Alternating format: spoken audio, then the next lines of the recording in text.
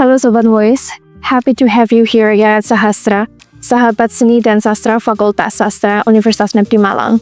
Today, I, Dilam, am very excited to introduce our interviewee here, Professor Yazid Basthomi, an esteemed professor of applied linguistics here at the Department of English, Universitas Negeri Malang. So, Professor Yazid received his bachelor and IKIP Malang, or nowadays known as UM, and he received his master's at Curtin University of Technology and his doctoral here at UM as well. Presently, he is a faculty member at the English department of UM, and he is also a very prolific writer and researcher. So, welcome, Professor Yazid. Thank you. It's nice to meet you. Nice to meet you too. Okay, Prof. Yazid, so could you tell us a little bit about your activities today, if you were busy in doing research? Activities these days? Okay, well, actually, I'm enjoying the holiday, actually. But of course, some students also have some kind of consultation for the dissertation, thesis, and also undergraduate thesis, plus the writing of the articles for possible publication. It can be national publication, it can be an internationally refereed publication. Oh, okay. Well, is there any specific research topic that you're currently pursuing?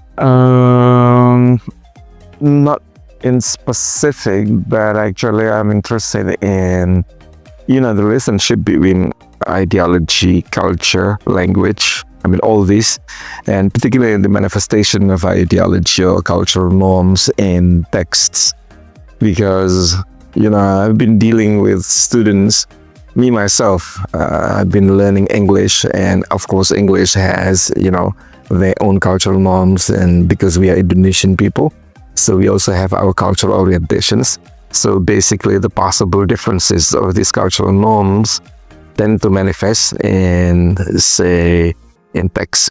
It can be spoken text, can be written text. So basically I'm interested in this and, knowing the cultural manifestations in texts. And it started with my doctoral dissertation actually, and then that really, inscripted something in my mind.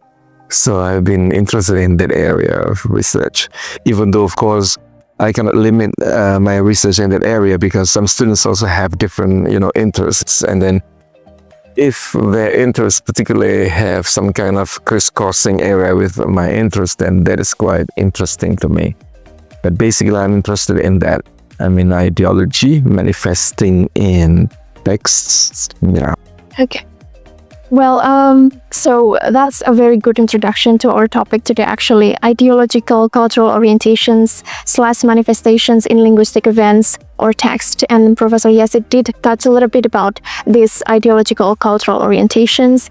Could you maybe explain more and maybe tease a little bit on the topic of what exactly the text that you are looking at? Is it like ads? Is it like novel?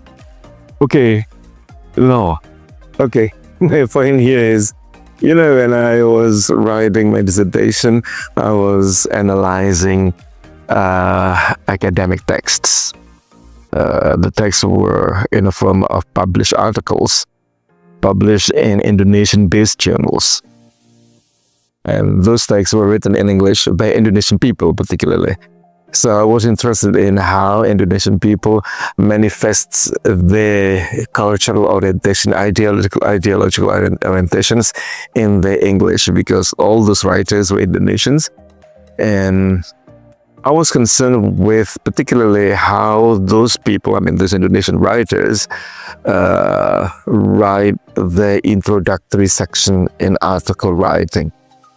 Because based on my reading at the time, this one is quite taxing, quite demanding, because, for international publication particularly, argumentations in the background are quite important. The argumentation here is quite important, quite central.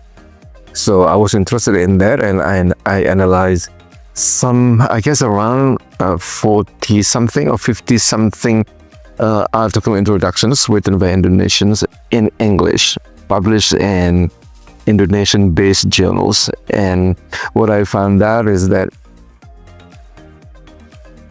up till now, I still believe in that. There is a strong orientation of the Indonesian cultural norms here in the writing. meaning that there has been some kind of strong tendency among Indonesian writers to write the introductory part, and I would switch to Javanese in this case, in a tutur way.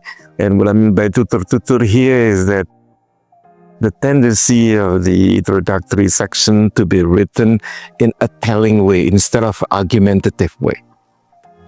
And the telling here sometimes also refers to the presentation of definitions.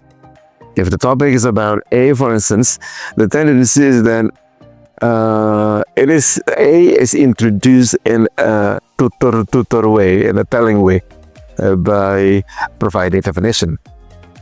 A is blah blah blah, or according to blah blah blah, A is blah blah blah. And this tends to be quite dense in the introductory part by Indonesian writers.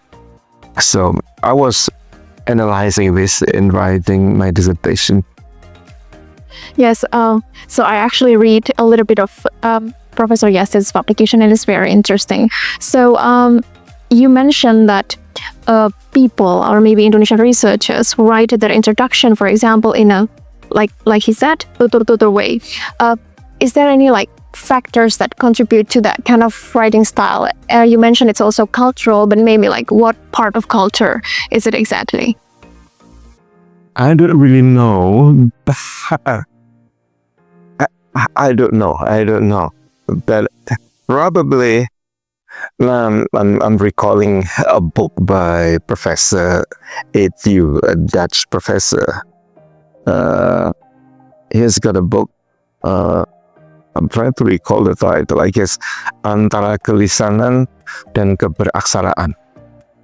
A Dutch professor writing the book in Indonesian, and that's the title. I guess that's published in 1994. And if I'm not mistaken, one of the points made in the book is that we are strong with orality instead of literacy. Now, I would translate that into the tendency that Indonesian people tend to be oral, as part of oral culture. Then we tend to tell a lot, right? Instead of arguing a lot. Probably that is one of the possible reasons that I can think of, so that we have that kind of tendency in writing. Okay, so that's a very interesting research by Professor Yazid, and a very brilliant exemplification. But maybe, Professor, could you give a little snippet or a little samples, your findings? Okay, let me recall one of the projects carried out by one of the undergraduate students. She was interested in analyzing the text, English texts by Indonesian writers, particularly by undergraduate students here of the English department. Because, she and also I have already noted a specific tendency that when the writers refer to themselves, they tend to say the researchers.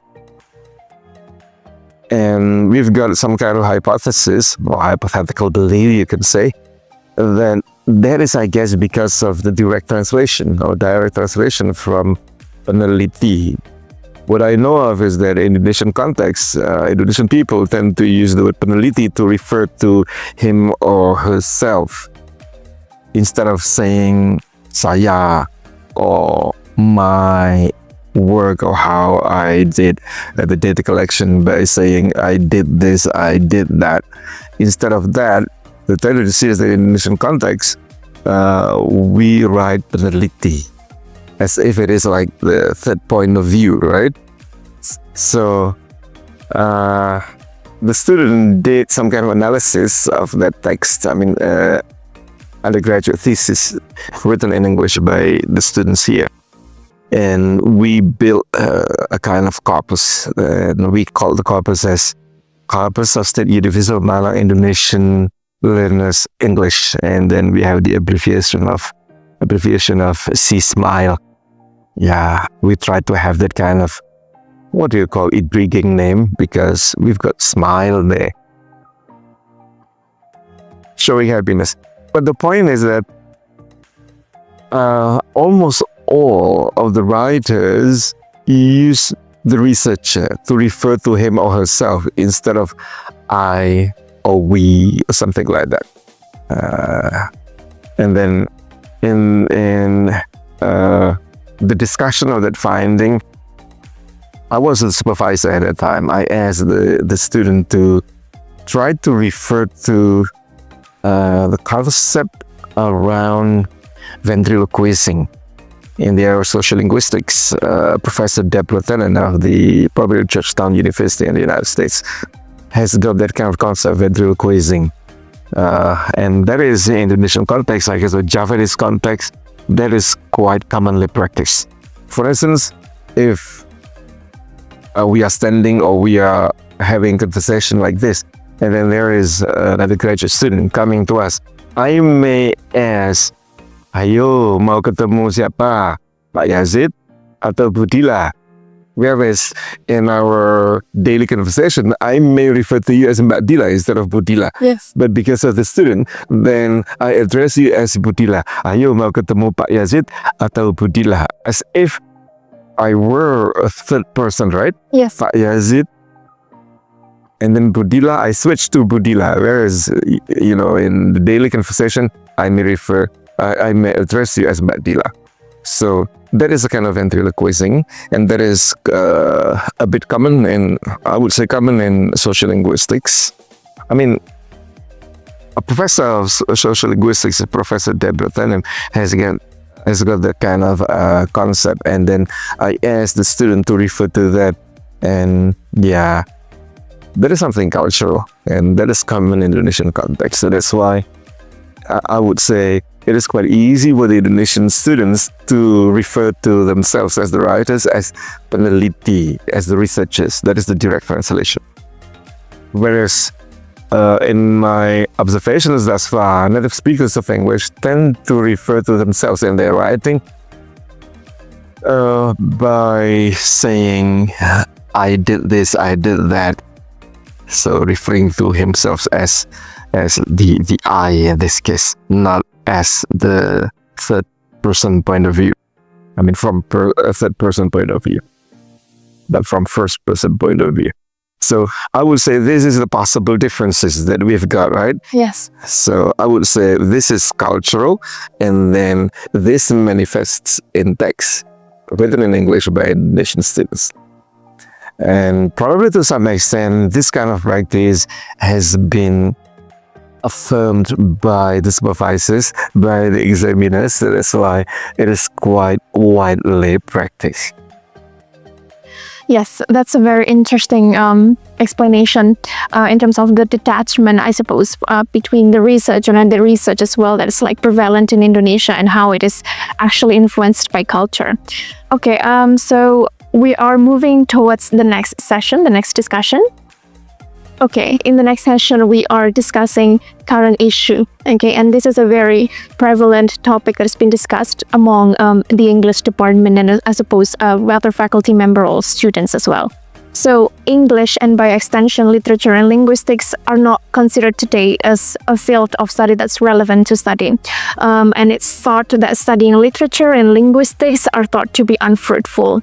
Could you maybe explain your opinion or your insights in this topic? About this? Well, that's interesting, but it's not easy to tease out. That issue reminds me of somebody who used to work at Oxford University in the area of English literature. I'm trying to recall the name, but it's hard. Probably Raymond William, probably. Oh, yeah, Raymond William. Raymond William, Yeah. I guess.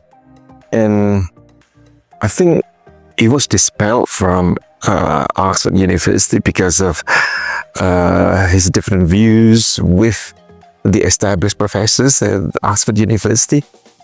That's what I know of a little bit. I don't know about the validity of this. But my point here is that I think Raymond William thought of some points of relating English literature to some other disciplines. That is, I guess, the crux that I know of. I don't know for sure, though. But my point here is that, English literature, English linguistics, I think nowadays it has also been exemplified by many students who are interested in, researching some areas like film, like movies, and some other areas like social media. The manifestation of language in social media, in movies, etc. So my belief is that this kind of, interaction between one particular discipline like linguistics and literature and some other disciplines is quite common. And I think we need to do that, and we don't need to be quite fixed in one particular disciplinary area, and we need to be open for possibilities in this case. So there is nothing impossible with regard to this situation, and I think our study program, particularly English language and literature, has provided a foundational, some kind of foundation for our students to excel. It can be in that area, it can be outside of that area, because some other graduates also work as a diplomat. Some others pursue their career in some other areas, like, I don't know how to call, I guess this is about publishing, journalism, something like that. So Yes, so I recall as well that some of our students become content writer. It's a very good paying job. But speaking of maybe the interest of students that are more interdisciplinary, I suppose nowadays, could you maybe talk about the research interest of our students currently? What they like to discuss? Is it films? Is it ads? Is it? Yeah, all those. Okay. All this. So recently, I've noticed that particularly my supervisees at the undergraduate level have got that kind of interests. Ads, beauty ads, some of them. Some others are in the area of social media. Some others in the area of movies.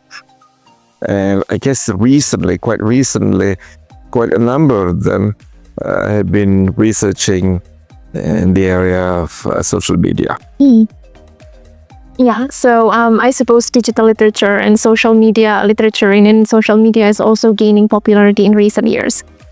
Okay, so before we wrap our discussion today, Professor Yazid, based on your expertise and also your research for years and years, maybe what point could you emphasize in terms of education and the manifestation of cultural and ideological?